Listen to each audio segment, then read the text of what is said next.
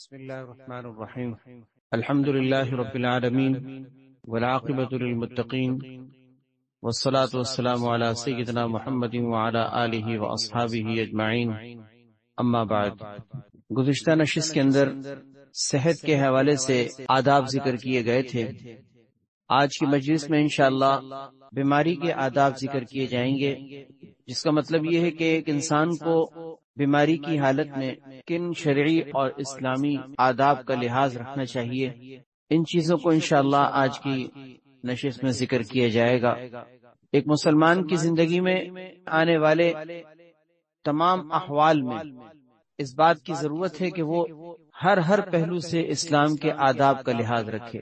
لہذا بیماری کی حالت میں بھی انسان خود مختار اور آزاد نہیں کہ اس میں جو چاہے کرے، بلکہ شریعت نے اس حوالے سے بھی اسلام کی صحیح اور واضح تعلیمات دی ہیں، جن کی روشنی میں ہم اپنی بیماری کو بھی اپنے لیے رحمت اور برکت کا باعث بنا سکتے ہیں. اگرچہ بظاہر دیکھنے میں اس بیماری کا ہمیں یہ پہلو نظر آتا ہے کہ یہ ہمارے لیے مصیبت ہے، لیکن اگر اسی بیماری کو صحیح اسلامی آداب کے مطابق گزارا جائے تو یہ بیماری انسان کے لیے سراسر رحمت اور خیر اور برکت کا باعث بن جاتی ہے. اللہ تبارک و تعالی ہم سب کے لیے بات کو سمجھنا اور عمل کرنا آسان کر دے. بیماری کی حالت میں سب سے پہلا کرنے کا کام تسلیم و رضا اور صبر و تحمل ہے کہ انسان اللہ تبارک و تعالی کے فیصلے پر راضی رہتے ہوئے صبر سے کام لے، کیونکہ یہ بیماری اللہ کی طرف سے ہے. اللہ تعالی نے ہی اس کا فیصلہ کیا ہے، اور اللہ تعالی نے ہی اپنے بندے کو بیماری میں اور مرض میں مبتلا کیا، جس کا مطلب یہ کہ اللہ تعالی اس کو اپنے بندے کے لیے بہتر سمجھتے ہیں. اور اللہ کا ہر فیصلہ خیر پر اور بھلائی پر مبنی ہوتا ہے. نعوذ باللہ من ذالک کوئی مسلمان اس کو سوچ بھی نہیں سکتا کہ خدا نہ خواستہ اللہ تعالیٰ کوئی برا فیصلہ کرتے ہیں. نعوذ باللہ من ذالک، اس کو بولنا تو دور کی بات، سوچ بھی نہیں سکتا. اللہ تعالیٰ کا ہر فیصلہ اپنے بندے کے لیے خیر اور بھلائی پر مبنی ہوتا ہے. اس کی ایک مثال سے ہم بات سمجھ سکتے ہیں. جیسے کوئی ماں ہے، اپنے بچے کو دھلاتی ہے، نہلاتی ہے، کپڑے بدلواتی ہے، بچہ رو رہا ہوتا ہے. آپ وہ منظر ذرا سوچیں کہ ماں اپنے بچے کو کپڑے پہنا رہی ہے، اس کو بلکہ نہلا رہی ہے، پانی اس کے سر پہ ڈال رہی ہے، تو بچہ رو رہا ہے، چیخ رہا ہے. لیکن ماں اس کے رونے دھونے کی فکر نہیں کرتی کہ بچے کو تکلیف ہو رہی ہے یا بچہ رو رہا ہے. نہیں، اس کو پتا ہے کہ بھلے یہ روئے لیکن اس کے نہانے میں خیر ہے، نہانے میں اس کے لیے بھلائی کا پہلو ہے کہ یہ صاف ستھرا ہو جائے گا، میلا کچیلا نہیں رہے گا، اس کی جسمانی صفائی ستھرائی ہو جائے گی. تو بھلے بچہ روتا رہے لیکن ماں اس کے رونے کا لحاظ نہیں رکھتی. اب اس بچے سے کوئی پوچھے کہ ماں تمہیں جو اس وقت نہلا رہی ہے، تم رو رہے ہو، تمہیں تکلیف ہو رہی ہے، تو اب اگر اس کے جذبات کو دیکھا جائے تو وہ اپنی ماں کو اس معاملے میں غلط سمجھ رہا ہوتا ہے کہ مجھے کھیلنے نہیں دیے جا رہا، مجھے باہر نہیں جانے دیے جا رہا، مجھے پکڑ کے نہلا دیا گیا، میرے سر پہ پانی ڈال دیا گیا. یہ ساری باتیں آپ ذرا سوچیں کہ اس بچے کے جذبات، اس کی فیلنگز یہ ہوتی ہوں گی. لیکن اس کے باوجود دنیا کا ہر عاقل سمجھدار آدمی اس بات کو سمجھتا ہے کہ نہیں، ماں کا یہ اپنے بچے کو نہلانا، اس کو دھلانا، اس کو صاف ستھرا کرنا، یہ اس کے حق میں بہتر ہے. بھلے بچے کو سمجھ میں آئے یا نہ آئے لیکن یہ بچے کے حق میں بہتر ہے. ایک ماں کے ساتھ ایک سمجھانے کے لیے یہ مثال دی جا سکتی ہے، ورنہ حقیقت میں ایک بندے کا اللہ کے ساتھ کیا معاملہ ہے. اللہ اکبر. اللہ تعالیٰ تو 70 ماؤں سے زیادہ اپنے بندے سے محبت کرنے والے، وہ اپنے بندوں سے اتنی محبت کرتا ہے کہ اس ذات کے اپنے بندوں کے بارے میں کوئی فیصلہ، اس کے اوپر کوئی ظلم و زیادتی ہرگز نہیں ہو سکتی. اس لیے ہرگز ہمیں یہ سوچنا نہیں چاہیے کہ خدا نخواستہ اس بیماری میں، پریشانی میں ہم مبتلا ہو گئے، ہمیں مبتلا کر دیا گیا. اور نعوذ باللہ من ذالک انسان کی زبان پر اگر گلے شکوے ہوں، بے صبری کے مظاہرے ہوں، تو انسان پتہ نہیں کیا کچھ کہہ رہا ہوتا ہے کہ میرے ساتھ ایسا ہوتا ہے، میں ہی رہ گیا ہوں، نعوذ باللہ، سارے لوگ اچھی زندگی گزار رہے ہیں، میں بستر پہ پڑا ہوا ہوں، آئے دن میری بیماریاں ہیں، پریشانیاں ہیں. نہیں، نعوذ باللہ من ذلک. ایک مسلمان اس چیز کا تصور بھی نہیں کر سکتا کہ وہ اللہ تبارک و تعالیٰ سے اس طرح کا کوئی تصور قائم کرے. اس لیے سب سے پہلی بات تو یہ کہ ہمیں بیماری کی حالت میں اللہ تعالیٰ سے راضی رہنا ہے، صبر کا مظاہرہ کرنا ہے. ان اللہ مع الصابرین، اللہ تبارک و تعالیٰ صبر کرنے والوں کے ساتھ ہیں. قرآن کریم میں اللہ تعالیٰ فرماتے ہیں یوفی الصابرون اجرہم بغیر حساب، اللہ صبر کرنے والوں کو ان کا اجر بغیر کسی حساب اور کتاب کے دیں گے. حدیث میں آتا ہے، شعب الایمان کی روایت ہے، الایمان نصفانی، ایمان کے دو حصے ہیں، نصف فی الصبر و نصف فی الشکر. آدھا حصہ صبر میں رکھا گیا ہے، آدھا حصہ شکر میں رکھا گیا ہے. اچھی حالت میں انسان کا شکر ادا کرنا اور بری حالت میں یا ناگوار حالت میں انسان کا صبر سے کام لینا، یہ ایمان کے دو حصے ہیں. اسی طرح ایک حدیث میں آتا ہے مومن کا بہترین اسلحہ، بہترین ہتھیار وہ صبر اور دعا کرنا ہے. کہ کوئی بھی مصیبت آ جائے، کوئی بھی غم آ گیا، کوئی بھی پریشانی آ گئی، کوئی بھی بیماری تکلیف آ گئی، یہ دو ہتھیار اللہ نے آپ کو دیے ہیں. کیا؟ ایک صبر کرنا اور ایک اللہ سے دعا کرنا. اس کے ذریعے سے اپنی بیماریوں کا ہم مقابلہ کر سکتے ہیں کہ اللہ تعالیٰ نے جو بیماری کا فیصلہ کیا صبر سے کام لے اور انسان اللہ سے دعا مانگے. ہمارے بس میں تو یہی ہے نا، جو ہمارے بس میں وہ ہمارا کرنے کا کام ہے، اللہ تعالیٰ کے بس میں جو ہے اللہ تبارک و تعالیٰ کرے. تو سب سے پہلی چیز تسلیم و رضا کا پیکر بن کر صبر سے کام لے. بلکہ زبان سے بھی انسان کو کہنا چاہیے رضیت باللہ ربا وبالاسلام دینا وبمحمد صلی اللہ علیہ وسلم نبیا، کہ میں اللہ کے رب ہونے پر راضی ہوا، اسلام کے دین ہونے پر راضی ہوا، اور حضرت محمد صلی اللہ علیہ وسلم کے رسول ہونے پر، نبی ہونے پر راضی ہوا. زبان سے بھی انسان کہے تاکہ اس کے دل کے ساتھ ساتھ زبان کی بھی گواہی شامل. اور یہ بیماری کی حالت میں صبر سے کام لیتے ہوئے بھی اللہ کا شکر ادا کرنا اتنی بڑی نعمت ہے. اللہ اکبر. حدیث قدسی ہے، اللہ تبارک و تعالی ارشاد فرماتے ہیں کہ اذا انا ابتلیت عبدا من عبادی مومنا، کہ جب میں اپنے کسی مومن بندے کو مبتلا کرتا ہوں بیماری میں اور وہ اس بیماری کی حالت میں بھی میرا شکر ادا کرتا ہے.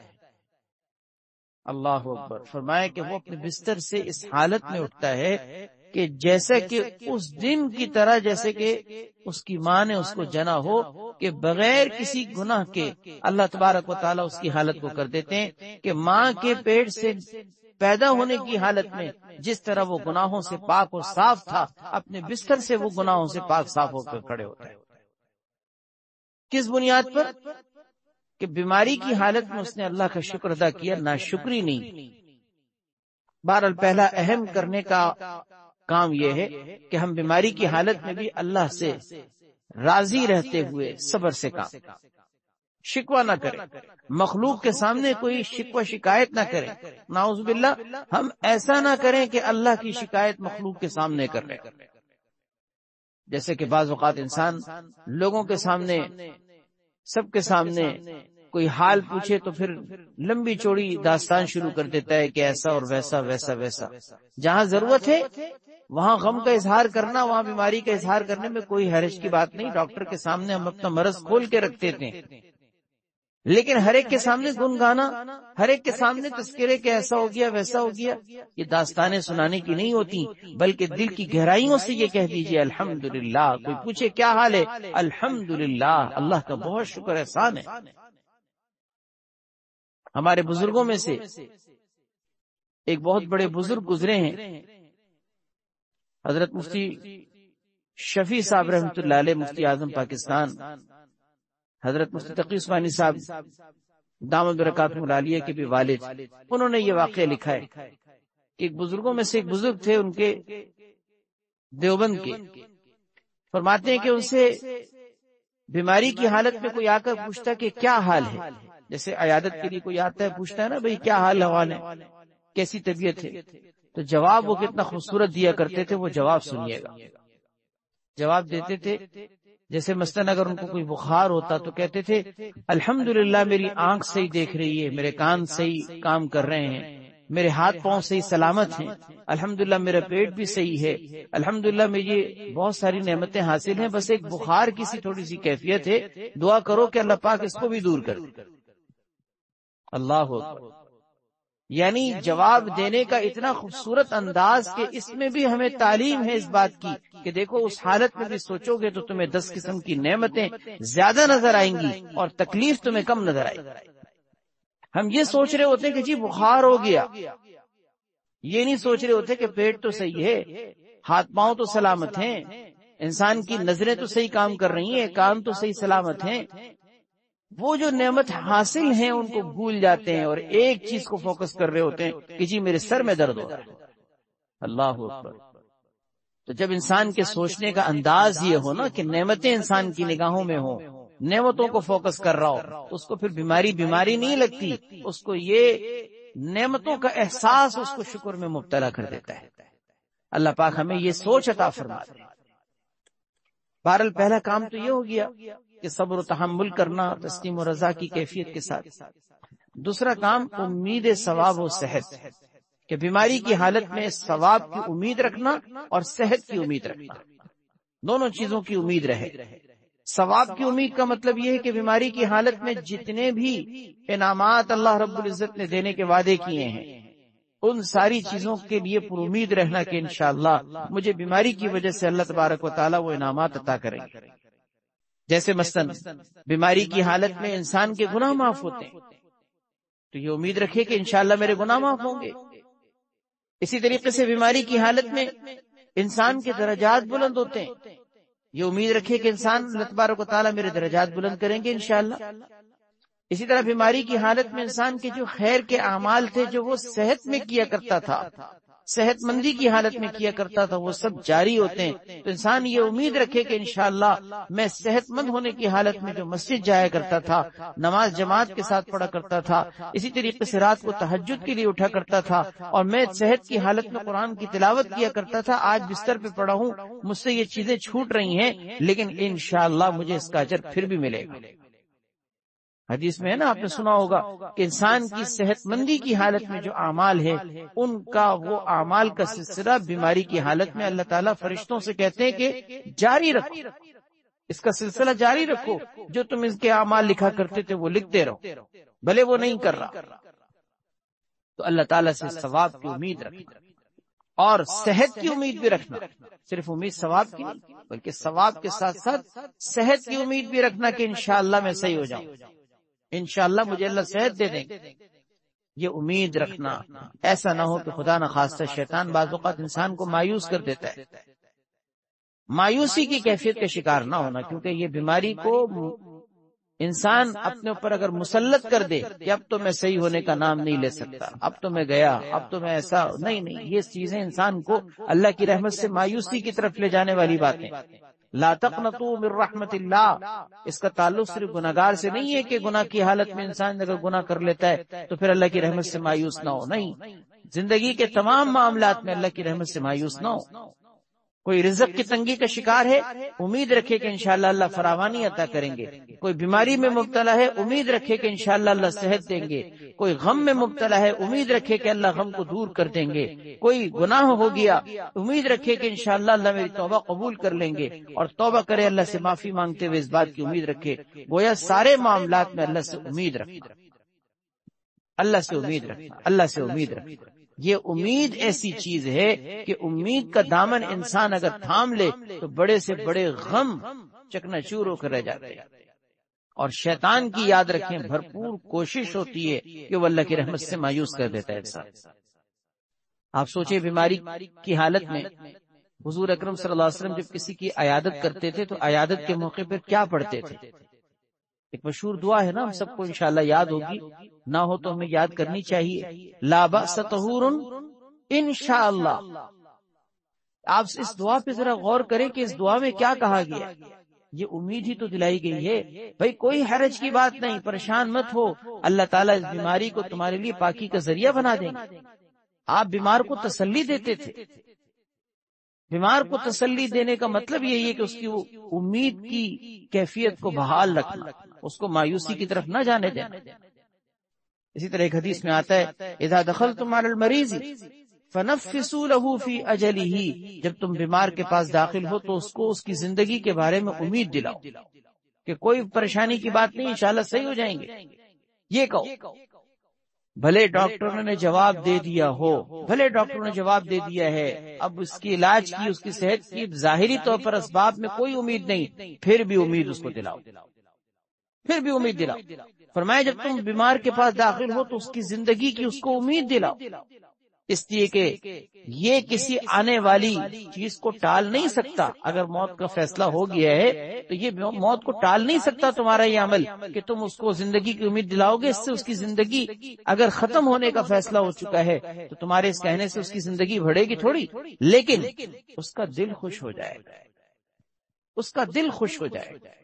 کتنی پیاری بات کہ تمہارے اس کہنے سے موت ٹل نہیں سکتی، لیکن مومن کا دل خوش ہو جائے گا۔ اس لیے کسی کو ڈرانا نہیں چاہیے، کسی کو ایسے جملے نہیں کہنے چاہیے کہ جس سے وہ مایوسی کی طرف ہو۔ ڈاکٹروں کے اندر، میڈیکل فیلڈ کے اندر بھی یہ میڈیکل سائنس کا اصول ہے کہ بیمار کو کبھی مایوسی کی کیفیت کا شکار نہ کیا جائے، کیونکہ صحت کی امید سے ختم ہو جاتی ہے۔ یعنی یہ دنیا دار ظاہری اسباب میں دیکھنے سوچنے والے ان لوگوں نے یہ بات لکھی ہے کہ میڈیکل سائنس کا اصول ہے کہ چاہے مریض کتنی بیماری میں مبتلا کیوں نہ ہو، ڈاکٹر اس کے سامنے مایوسی کی بات نہ کرے، اس سے صحت کی امیدیں ختم ہوتی۔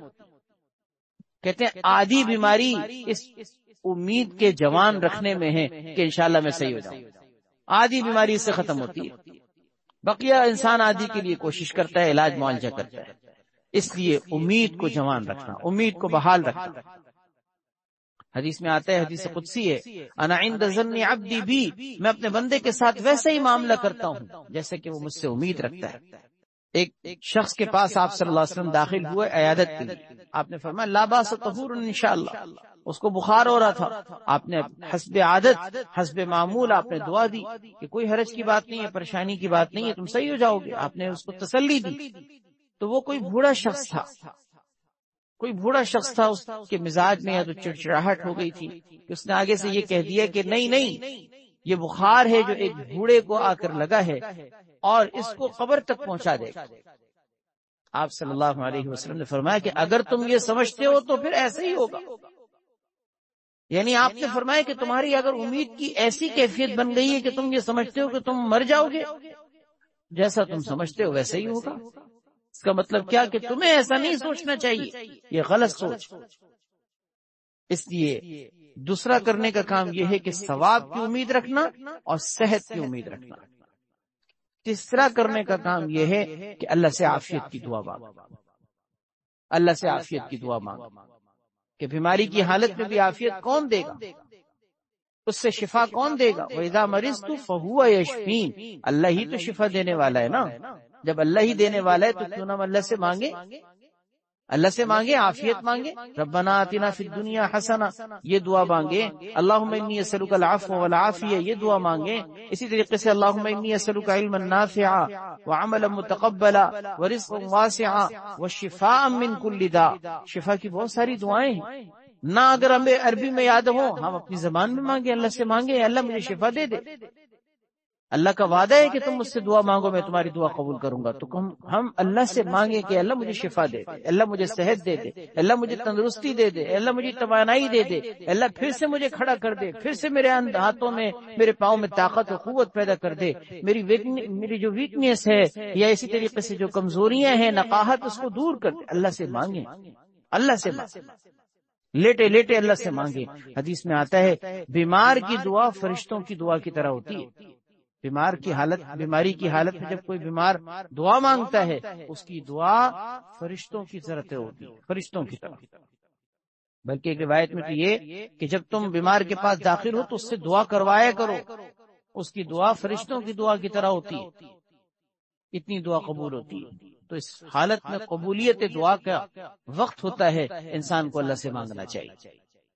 3 کام ہو گئے۔ چوتھا کام یہ ہے کہ بقدر امکان جائز علاج معالجہ کرنا، بقدر امکان جتنا ممکن ظاہری اسباب میں ہیں جائز علاج معالجہ کرنا، یہ بھی انسان بیماری کی حالت میں کرنے کا مکلف ہے۔ خود حدیث میں یہ بات موجود ہے، تداوو، حدیث میں آتا ہے کہ علاج معالجہ کیا کرو، اس لیے کہ فإن اللہ عز وجل لم یضع داء الا وضع له دواء، اللہ نے کوئی بیماری ایسی نازل نہیں کی کہ جس کی دوائی نہ اتاری ہو، جس کا علاج نہ اتارا ہو، جس کے ازالے کا طریقہ نہ اتارا ہو، اللہ نے ہر بیماری کے ساتھ اس کا علاج بھی اتارا ہے۔ البتہ دو بیماریاں ایسی ہیں جس کے مطابق کہ جس کا علاج نہیں ہے، ایک بڑھاپا اور ایک موت، اس کا حدیث میں آتا ہے کہ اس کا علاج نہیں، کیونکہ ظاہر ہے انسان نے مرنا ہے، کوئی اپنی بیماری سے تھوڑی، کوئی اپنی بیماری اس سے علاج کے ذریعے سے اپنی موت سے تھوڑی بچ سکتا، جو وقت ہے وہ تو ہے، لیکن ہر بیماری جو انسان کو لاحق ہوتی ہے اس کا علاج اللہ نے رکھا ہے۔ یہ ایک الگ بات ہے کہ انسان بعض اوقات اس علاج تک پہنچ نہیں پاتا، کہتے نا کوئی بیماری کے بارے میں کہا جاتا ہے کہ یہ لا علاج بیماری، یاد رکھیں لا علاج کوئی بیماری نہیں ہوتی، ہر بیماری کا علاج ہے، یہ انسانوں کی پہنچ بعض اوقات نہیں ہو پاتی۔ چنانچہ ایسا ہوتا ہے، ہم دیکھتے ہیں کتنی بیماریاں ایسی ہیں کہ آج سے 10 سال پہلے کہی جا رہی تھی کہ وہ لا علاج بیماری ہے، اس کا کوئی علاج نہیں ہے، لیکن آج اس کے علاج دریافت ہیں اور پوری دنیا میں کیے جا رہے ہیں۔ تو کوئی بیماری لا علاج نہیں، کوئی بیماری لا علاج نہیں، لہذا جب ہر بیماری کا اللہ نے علاج رکھا ہے تو ہم اس علاج تک پہنچنے کے لیے کوشش کریں۔ خدا آپ صلی اللہ علیہ وسلم بھی جب کبھی بیمار ہوا کرتے تھے آپ علاج کیا کرتے تھے۔ آپ کا پشنے لگوانا، حجامہ جس کو سینگی لگوانا کہتے ہیں نا، خون جسم سے نکالا جاتا ہے، یہ کیا تھا؟ یہ بیماری سے علاج کا طریقہ تو تھا۔ کیا آپ صلی اللہ علیہ وسلم کو ایک یہودیہ عورت نے بکری کے گوشت میں زہر ملا کے دیا تھا، جس کے نتیجے میں آپ کے سر میں تکلیف ہوتی تھی؟ واقعہ لمبا ہے، وہ ایک الگ واقعہ ہے، لیکن اس کے بعد آپ کے دنیا سے جانے تک آپ کے سر میں بعض اوقات تکلیف کا مختلف وقتوں میں معاملہ پیش آتا رہتا تھا، آپ اس کے علاج کے لیے پشنا لگایا کرتے تھے۔ اسی طرح آپ کی زندگی میں بہت سارے ایسے واقعات ہیں حدیث میں کہ اگر کسی صحابی کو کوئی بیماری ہوتی تھی آپ مشورہ دیا کرتے تھے کہ یہ کام کرو، علاج معالجے کا مشورہ دیا کرتے تھے۔ ایک شخص آئے کہنے لگے میرے بھائی کا پیٹ خراب، آپ نے فرمایا اس کو شہد پلاؤ، بہت ساری حدیثیں۔ تو علاج معالجہ نبی علیہ الصلوۃ والسلام کرتے تھے، تو جائز حدود کے اندر رہتے ہوئے علاج معالجہ کرتے تھے، لیکن اس کے لیے ضروری ہے کہ جائز علاج معالجہ ہو، ناجائز نہ ہو، کوئی حرام طریقہ علاج نہ ہو، کیونکہ حرام طریقہ علاج کے اندر کوئی شفا نہیں رکھی گئی۔ بخاری شریف کی روایت ہے اللہ تعالیٰ نے جس چیز کو تمہارے لیے حرام قرار دیا اس چیز میں تمہارے لیے شفا نہیں رکھی گئی۔ اللہ نے جو چیز حرام کر دی اس میں تمہارے لیے شفا نہیں ہے۔ حدیث میں آتے ایک شخص آیا کہ یا رسول اللہ علاج کے طور پر شراب پینا چاہتا ہوں، شراب کو علاج کے طور پر استعمال کرنا چاہتے ہیں۔ آپ صلی اللہ علیہ وسلم سے کی اجازت مانگی، آپ نے منع کیا۔ انہوں نے کہا یا رسول اللہ یہ دوائی ہے، علاج ہے، علاج کے طور پر ہم استعمال کریں گے۔ آپ نے فرمایا انہا لیست بدوائن ولکنہا داؤن، یہ علاج نہیں ہے، یہ دوائی نہیں ہے، اس میں بیماری ہے۔ تو آنکھوں کا دھوکہ ہوتا ہے بعض اوقات کہ ہم نجس چیز سے، ناپاک چیز سے، گندی چیز سے، حرام چیز سے اگر علاج کریں اور لوگ مشورہ دیں کہ جی یہ حرام چیز ہے اس کو استعمال کیا جا سکتا ہے علاج معالجے کے طور پر، یاد رکھیں علاج معالجہ کرتے ہوئے حرام چیز کو استعمال کرنا درست نہیں۔ تو جائز حدود میں رہتے ہوئے بقدر امکان انسان کا جائز علاج معالجہ کرنا، یہ بھی انسان کا بیماری کی حالت میں کرنے کا کام۔ 4 کام ہو گئے، 5واں کام عبرت اور نصیحت حاصل کرنا، کہ بیماری کی حالت میں بھی انسان کو چاہیے کہ اس بیماری کا جو اصل مقصد ہے جس کے لیے اللہ تبارک و تعالی نے انسان کو بیماری میں مبتلا کیا، وہ یہ کہ اس کو نصیحت حاصل، اس کو نصیحت ملے، اس کو عبرت ملے، اور اس کو اپنی اس بیماری کی حالت میں اس بات کا احساس ہو کہ میں بیماری کی حالت میں بہت سارے کام جو صحت میں کرتا تھا، کر سکتا تھا، آج میں نہیں کر سک رہا ہوں، اس سے اس کو نصیحت ملے آئندہ زندگی کے اندر، کہ تاکہ وہ بیماری سے پھر صحت یاب ہو کر اپنی صحت کی قدر کر سکے۔ یہ نصیحت حاصل کرنا بھی بیماری کی حالت میں کرنے کا کام۔